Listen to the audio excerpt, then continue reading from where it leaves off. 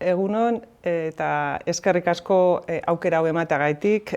Muchísimas gracias por la oportunidad que me da Garabide para estar aquí en este proyecto que pretendemos colaborar para la ayuda en la revitalización lingüística en el mundo, para colaborar con las comunidades que están bueno, pues implicadas en revitalizar sus lenguas y sus culturas. Insisto, quiero agradecer a Garabide porque me da esta oportunidad. De esta manera, además, nos hace reflexionar, compartir este conocimiento, esta experiencia que tenemos en el tema y poder compartir con otras comunidades que es importantísimo que estemos conectados entre las diferentes comunidades lingüísticas. Hoy vamos a hablar sobre un tema que hemos titulado Diversidad lingüística en el mundo, crisis y ética integradora. Al fin y al cabo van a ser tres temas, es decir, vamos a hacer una descripción sobre la situación de las lenguas en el mundo, vamos a hablar sobre la enorme diversidad que existe a nivel universal.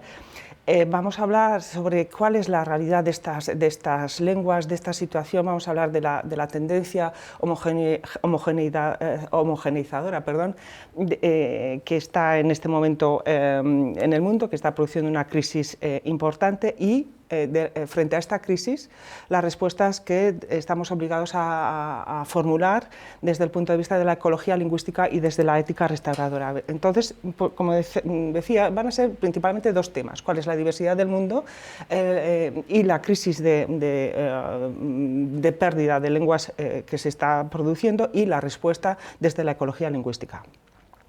Vamos a hablar, empezamos ya con el tema primero sobre la diversidad lingüística del mundo. Pero al hablar de diversidad me gustaría dimensionar en tres planos la diversidad lingüística. Por supuesto que vamos a hablar principalmente sobre la diversidad lingüística en el mundo, pero quiero recordar que también hay una importante diversidad lingüística en las comunidades, en las propias comunidades. Tenemos que analizar y tenemos que entender qué es lo que está pasando en las comunidades actualmente, porque en las comunidades se habla la propia lengua tradicional, por decir así, pero generalmente en la mayoría de las comunidades estas lenguas están en contacto con otras lenguas que tienen diferentes funciones, y se trata de entender en estas comunidades cuáles son las relaciones que se establecen entre estas lenguas diferentes. Pero hay un tercer plano que también tenemos que tener en cuenta, que es a nivel individual. Actualmente, seguramente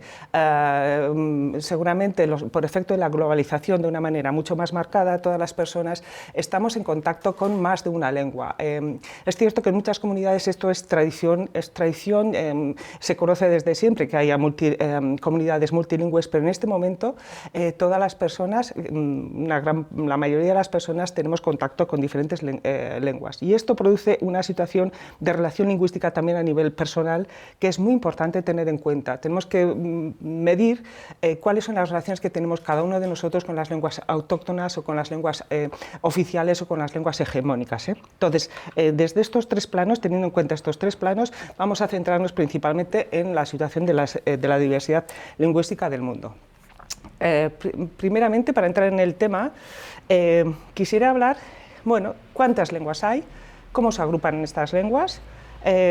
Tenemos que tener en cuenta las fuentes de las que nos servimos para hablar de estos temas. No hay unanimidad para hablar del número de familias o el número de lenguas, pero vamos a hacer un panorama, vamos a hablar sobre las fuentes que utilizamos generalmente, y podemos decir que hay aproximadamente unas 150 familias lingüísticas en el mundo. Esto quiere decir que estas familias agrupan a lenguas que proceden de un mismo tronco, de tal manera que estas lenguas se van diversificando a partir de este tronco, se van diversificando, y es lo que produce la diversificación lingüística. Pero lo que es curioso es que de estas 150 familias aproximadamente, cada una de ellas, la diversidad de lenguas que engloba es enorme. Hay familias que tienen solamente 5 lenguas, o puede haber familias lingüísticas que tienen más de 500. Entonces, esto da una perspectiva de la diversidad de situaciones que es importante.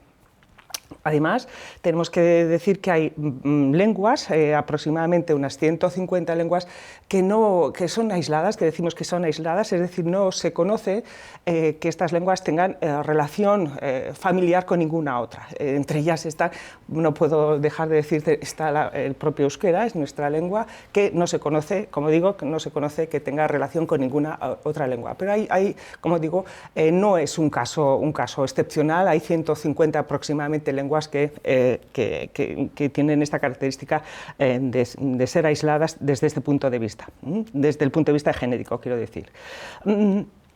¿Cuántas lenguas hay en el mundo?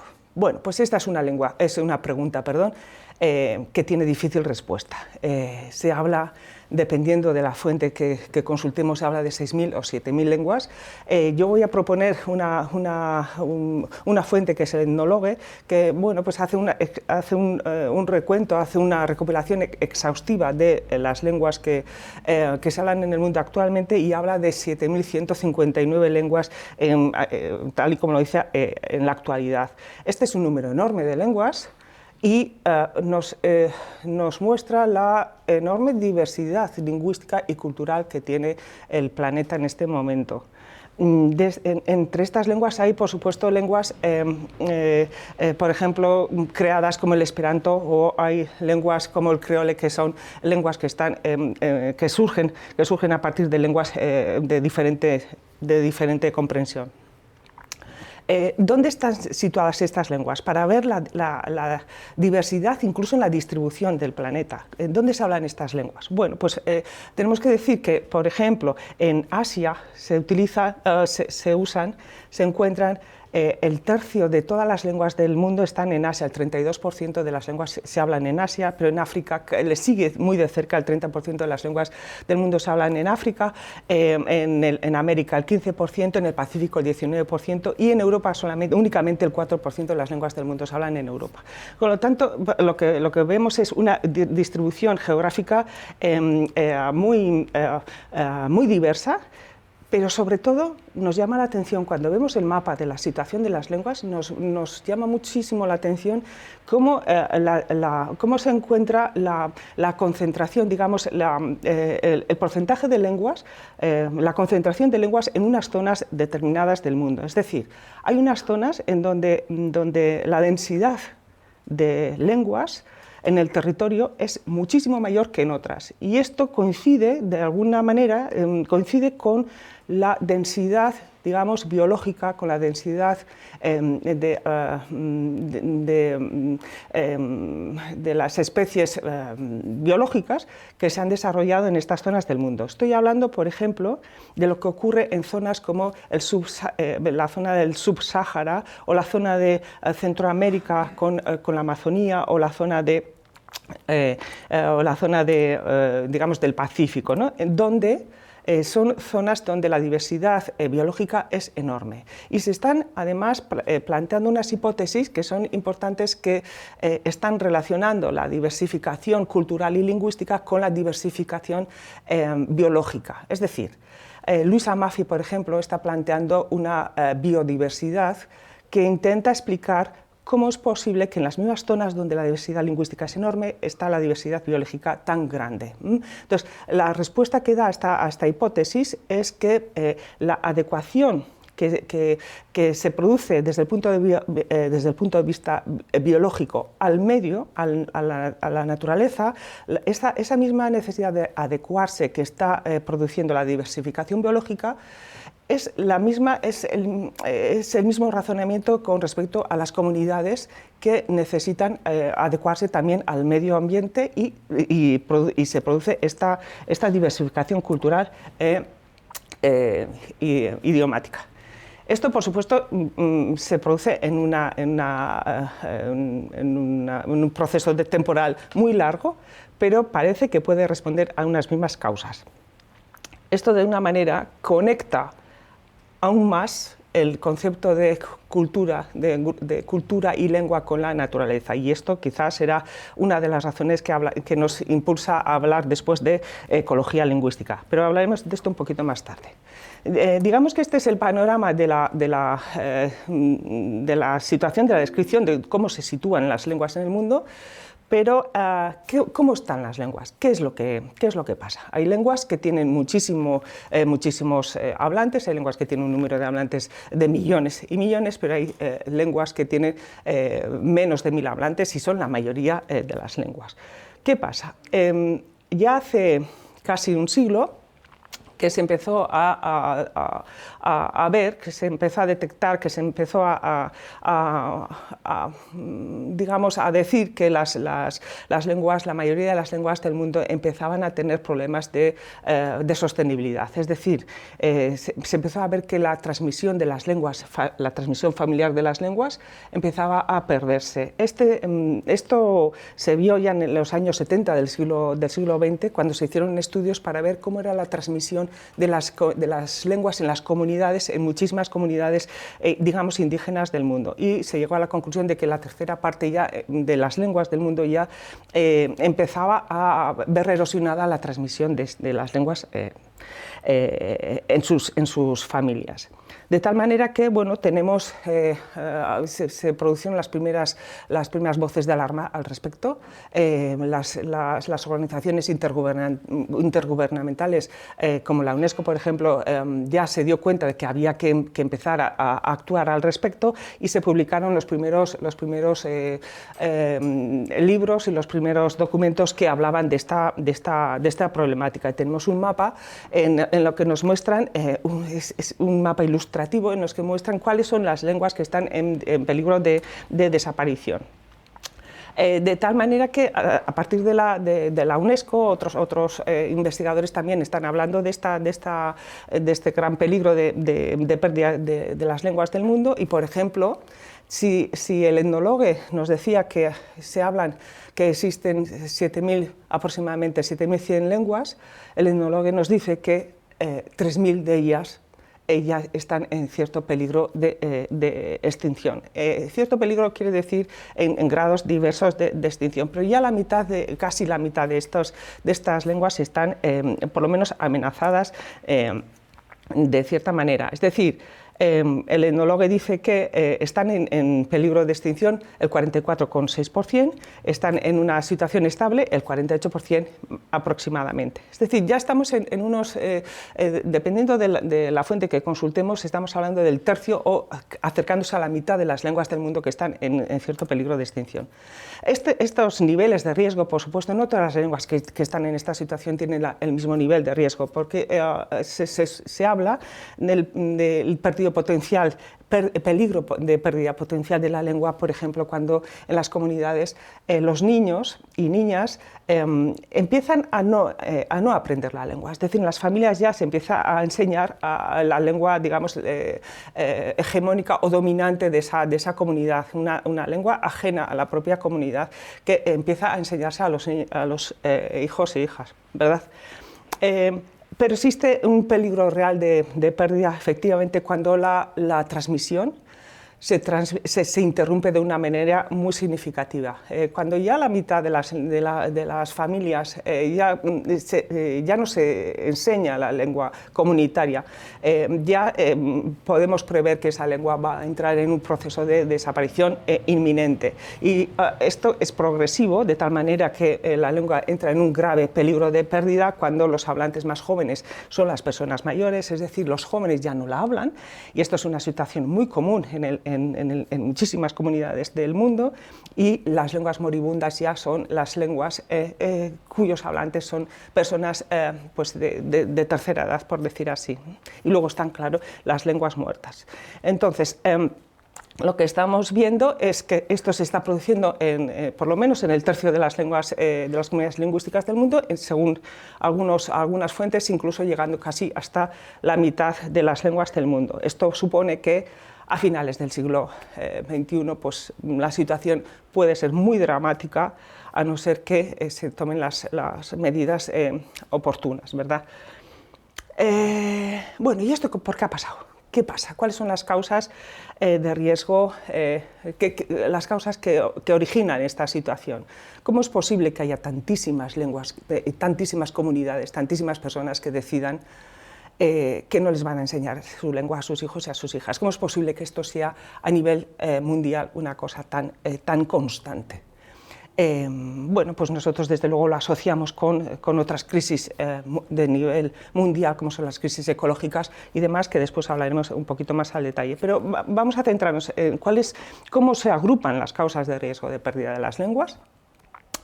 Y de acuerdo con muchos estudios propios y estudios que han hecho otros lingüistas, otras organizaciones, los agrupamos en varios grupos, grandes grupos. No podemos entrar al detalle de cada uno de ellos, pero creo que es importante por lo menos recordar algunas de estas causas que son muy comunes a muchísimas comunidades. Empecemos quizás por las causas más dramáticas o causas muy importantes. Por ejemplo, las causas políticas.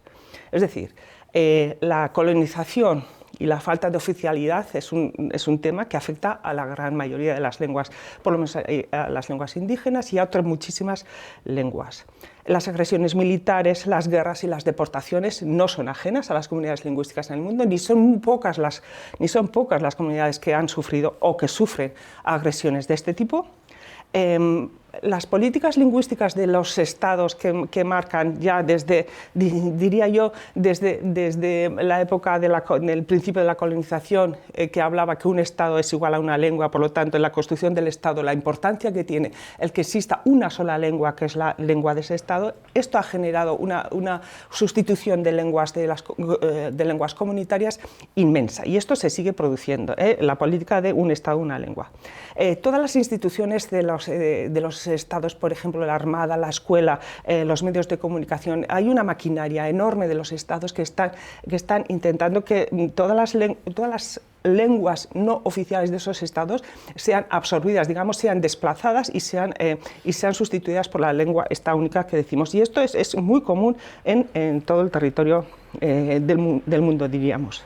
Y esto unido, por supuesto, con la falta de autonomía que tienen las comunidades en general para regular o para organizar su propia estructura.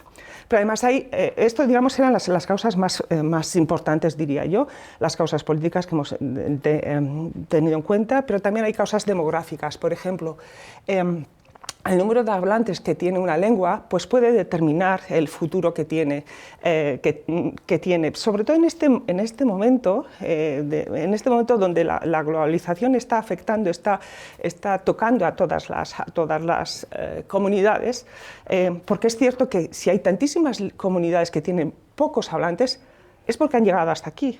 Con lo cual, el que tengan pocos hablantes no es per se una causa de pérdidas, no es per se una causa de que vayan a dejar de hablarlas, pero sin embargo sí que estas comunidades pueden tener cierta debilidad en el momento en que el contacto externo de otras lenguas es más intenso, ¿no? Entonces sí que el número de hablantes puede influir, pero en el otro extremo también hay comunidades de lenguas de muchísimos hablantes que sí son comunidades lingüísticas vulnerables porque tienen la presión de lenguas mucho más poderosas desde este punto de vista, poderosas en el sentido de que están desplazando desde la hegemonía el habla de estas lenguas, aunque tengan millones de hablantes.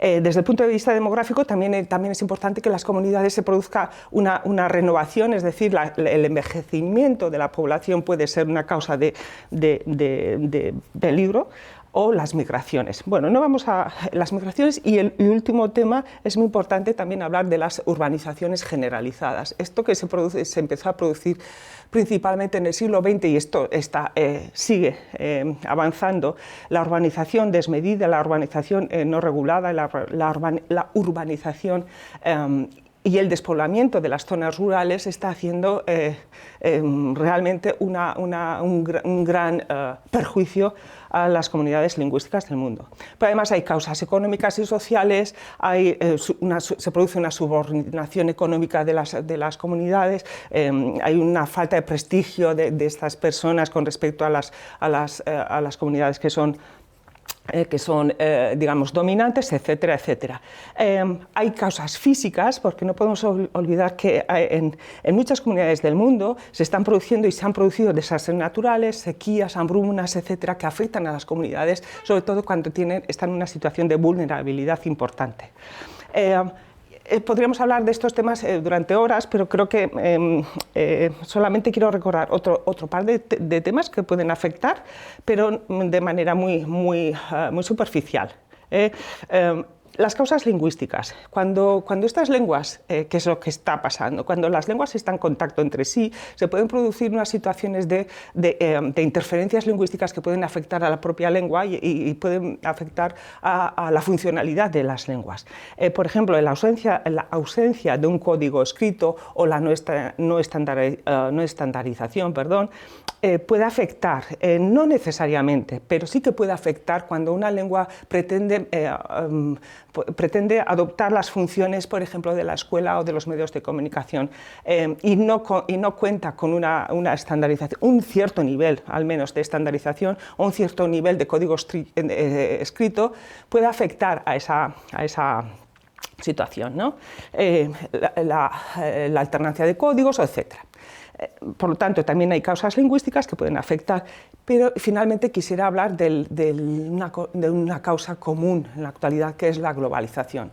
La globalización, podríamos, insisto, hablar sobre este fenómeno durante horas, pero una puntualización únicamente. Nunca antes todas las personas están comunicadas como han estado comunicadas como ahora, y esto tiene un efecto, un efecto en muchos casos desestabilizador en las comunidades lingüísticas si no se sabe regular, si no se conocen un poco las fuerzas que se establecen, las relaciones que se establecen y no se conoce y no se regula de cierta manera. Es decir, por ejemplo, la influencia de las grandes lenguas hegemónicas, como el inglés, por ejemplo, puede producir disrupción en las comunidades lingüísticas. Y el último tema sobre la globalización, el efecto de las migraciones masivas a nivel planetario. Yo creo que, estas son las grandes causas que tienen unas consecuencias claras, y es que se está produciendo en un número inmenso de comunidades lingüísticas del mundo, y es que estas comunidades ven cómo sus lenguas pierden su prestigio en favor, digamos, de las lenguas que están desplazándolas. Se producen sentimientos negativos, incluso de vergüenza, de los hablantes de estas lenguas minoritarias, diríamos minorizadas en este caso. Se producen estos sentimientos negativos, incluso de vergüenza, que hacen que tomen decisiones en contra de hablar estas lenguas. Esto produce una de los efectos más importantes, que es lo que decíamos al inicio, y es la interrupción de la transmisión de la lengua en las familias. Esta es la consecuencia más dramática, que es lo que ha generado este movimiento por entender la situación. La interrupción de la transmisión intergeneracional es la consecuencia, es el efecto más dramático de todo este fenómeno que se está produciendo a nivel universal. De tal manera que sabemos que por lo menos únicamente el 36% de los jóvenes, que son datos de un estudio que puede ser tenido en cuenta, un estudio que realizamos hace unos años, únicamente el 36% de los jóvenes utiliza la lengua de la comunidad originaria. Es decir, 2/3 partes de la población mundial ya está perdiendo su lengua desde el punto de vista del uso de los jóvenes en la comunidad. Es decir, de las 6.000 o 7.000 lenguas que se hablan en la actualidad, 2/3 de ellas desaparecerán en el siglo XXI. Y esto se puede decir que es una crisis de nivel universal, a la que ya es tiempo de que le demos una respuesta, que hablaremos en los próximos minutos. Bueno, pues vamos a seguir un poco con este tema y vamos a hablar un poco de la respuesta que pretendemos dar, o la respuesta que quisiéramos dar a esta situación de crisis universal. Y vamos a dar proponemos una respuesta desde la ecología lingüística, como respuesta desde una ética, digamos, restauradora. Es decir, ¿por qué queremos hablar de ecología lingüística? Quizás porque el concepto de ecología es un concepto y una práctica que está muy socializada, que está ya extendida en la sociedad, y creemos que es un elemento, es una manera de analizar y una práctica que nos ayuda en este ámbito también. ¿Por qué decimos esto?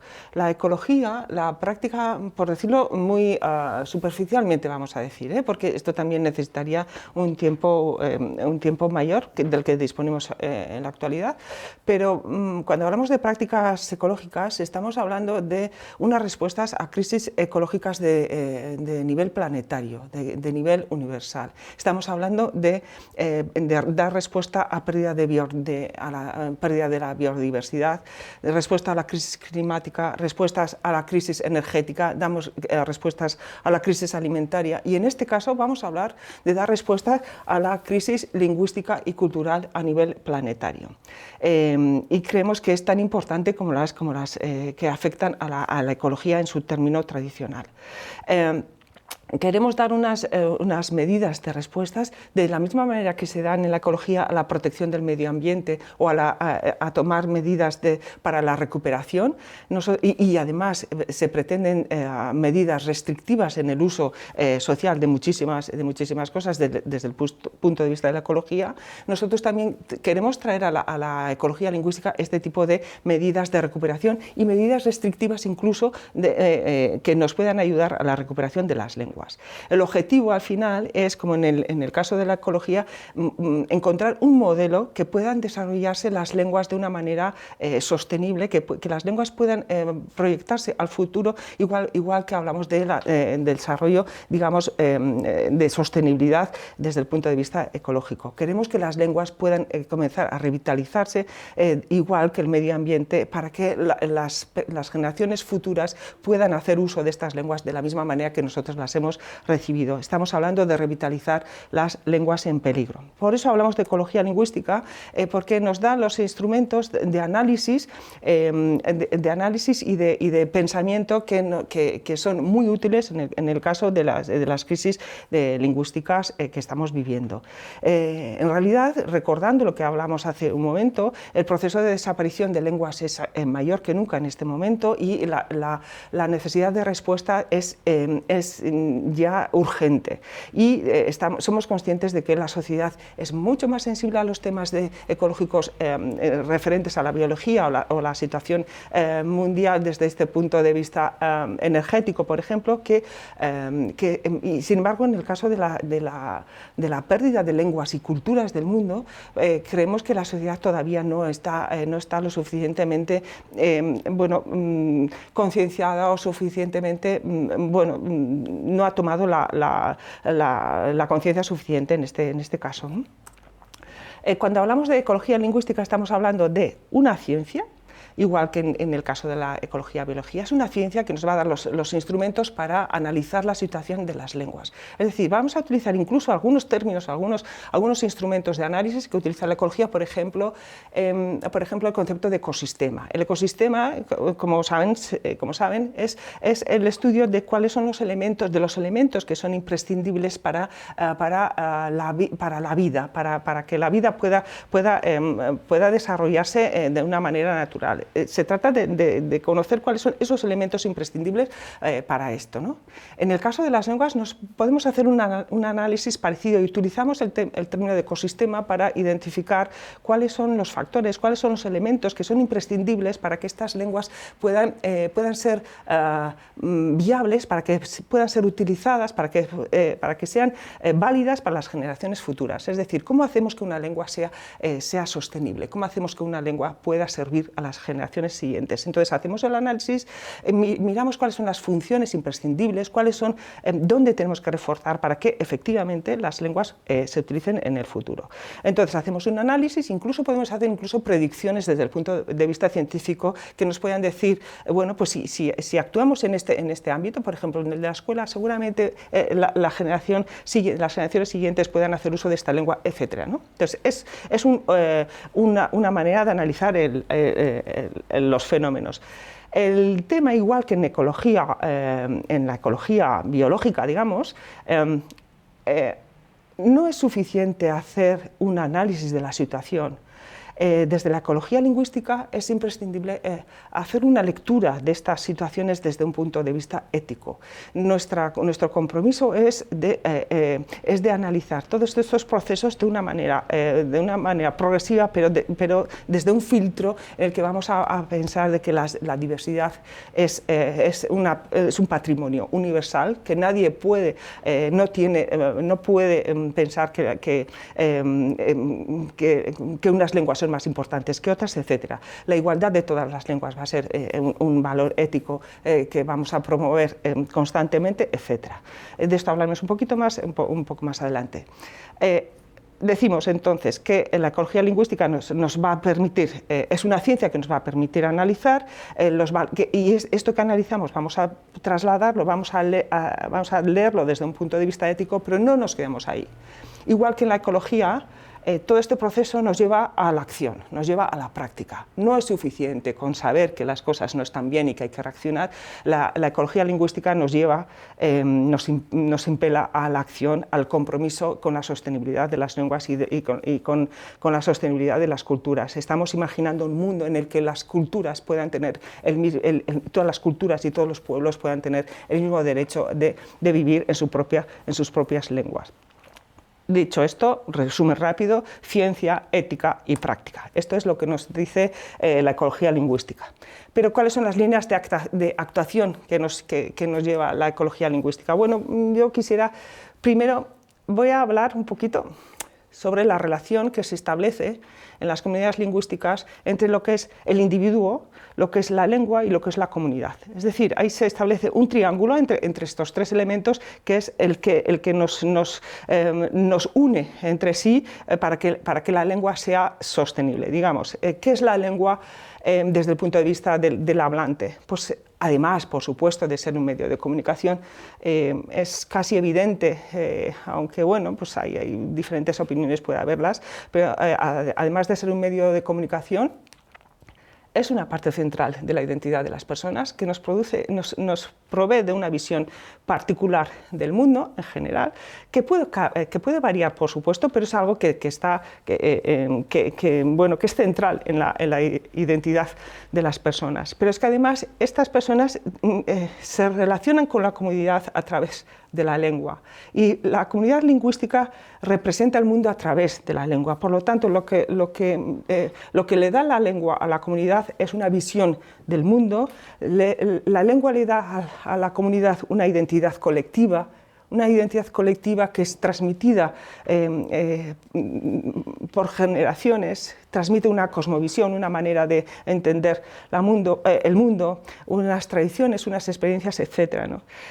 La lengua es la que transmite el valor simbólico de la colectividad. Es la unión entre la lengua, la persona y la comunidad en la que establece esta relación, que es básica para la sostenibilidad.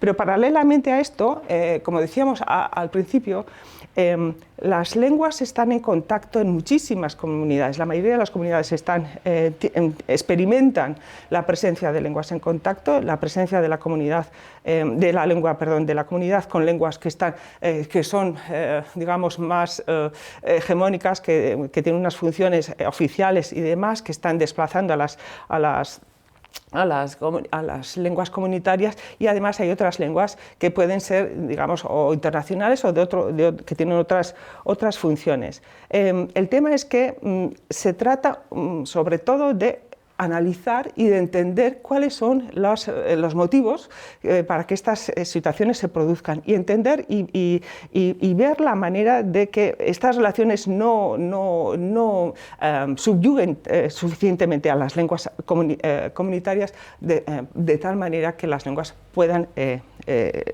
ser sostenibles vista al futuro. Finalmente, quisiera únicamente recordar que, bueno, estamos pensando desde la ecología lingüística, estamos proponiendo, estamos analizando, estamos constatando que la sostenibilidad de la lengua, el futuro de la lengua de alguna manera va a condicionar la sostenibilidad de las propias comunidades. Es decir, las comunidades tienen un quehacer importante para proyectarse al futuro si pueden conseguir que sus lenguas se mantengan. Una comunidad sin su lengua pierde muchísimo de su propia identidad. Únicamente recordar cuáles son algunos valores éticos en los que nos basamos para hablar de cuál es la lectura que hacemos de la situación. Es decir, los valores éticos, unos cuantos voy a citar, por ejemplo, el valor universal de las lenguas. El patrimonio universal de las lenguas lo que quiere decir es que todas las lenguas pertenecen a la humanidad. Por mucho que nuestras comunidades consideremos que nuestra lengua nos pertenece a cada una de nuestras comunidades, lo cierto es que todas las lenguas pertenecen a toda la humanidad. Y el principio de igualdad nos va a decir que ninguna lengua es mejor que otras, únicamente la historia ha llevado a que la situación social sea de una manera o de otra, pero todas las lenguas tienen el mismo derecho a vivir, el mismo derecho a proyectarse al futuro, sobre todo por una razón de peso que creemos que es incuestionable, sobre todo porque hay comunidades que las hablan, y todas las comunidades que hablan una lengua tienen el derecho a seguir hablándolas. Podemos hablar del principio de solidaridad, podemos hablar del principio de igualdad. Cuando hablamos del principio de igualdad decimos que todas las lenguas son iguales, pero no es exactamente lo mismo hablar de igualdad que de equidad. Es decir, las lenguas cuando están en situación de desigualdad económica o social necesitan tomar medidas que puedan revertir esta situación, es decir, tomar medidas de una manera positiva para actuar sobre las lenguas en minorización es absolutamente necesario. Principios como, por ejemplo, el principio de la prudencia, es decir, es un principio que está muy establecido desde el punto de vista de la ecología, y es tener en cuenta que en la actualidad no podemos tomar decisiones que puedan afectar de manera negativa al futuro de las lenguas. Esto es un tema muy importante porque una vez que una lengua empieza a perder su situación, la reversión no es fácil, y entonces el principio de prudencia hay que ponerlo en valor. Y el principio de responsabilidad social es un poco lo que decíamos antes, no solamente mirarlo desde el punto de vista ético, sino que tenemos la responsabilidad personal y social para que seamos capaces, digamos, de transmitir a nuestras próximas generaciones esto que nosotros hemos recibido. Las lenguas no son propiedad de las comunidades, no son propiedades de las personas que las hablan, sino son, digamos, los instrumentos son los valores que hemos recibido y que estamos obligados a trasladar, a transmitir a nuestras siguientes generaciones. Es decir, desde la propia individualidad a la responsabilidad social, pero de una manera compartida. Todo ello, y por ir finalizando un poco esta visión, todo esto que estamos diciendo se trata de hacer un plan, de hacer una planificación desde el análisis de la situación, desde la visión ética y desde la acción particular y social. Se trata de intentar que la vitalidad lingüística de las lenguas pueda ir mejorando y pueda asegurar el futuro de estas lenguas. Y esto quiere decir que tenemos que actuar sobre las actitudes, por ejemplo, de los miembros de la comunidad. Es decir, cuando una lengua se deja de transmitir, a veces es difícil de entender cómo es posible que los propios hablantes tomen decisiones de no enseñar la propia lengua, pero estas actitudes que pueden ser negativas hacia la propia lengua, cuando las analizamos, mayormente son por motivos ajenos a la propia comunidad, o son motivos de efectos dañinos, ¿no? Se trata entonces, como respuesta, de actuar sobre las propias actitudes de los miembros de las comunidades lingüísticas. Se trata de impulsar el uso de las lenguas en los ámbitos públicos para que el prestigio de las lenguas pueda enmendarse. Se trata de fomentar el uso oficial y las políticas lingüísticas en favor de las lenguas, etcétera, etcétera. Al final, lo que vamos a intentar con todas estas acciones que deberían estar organizadas de una manera estructurada y con una visión de futuro, lo más importante quizás es conseguir que las comunidades recuperen la transmisión intergeneracional, porque esto va a suponer que todo el conocimiento que se tiene en las familias pueda revertir en un uso de futuro de las propias lenguas. Al final, lo que estamos hablando es de intentar construir frente a esta crisis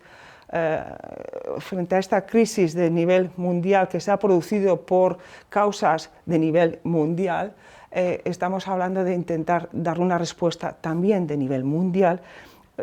Pretendemos dar un mensaje de reconstrucción colectiva y de esperanza. Esto es quizás el último mensaje que quisiera transmitir, un mensaje de reconstrucción desde la ética y de esperanza. Eskerrik asko.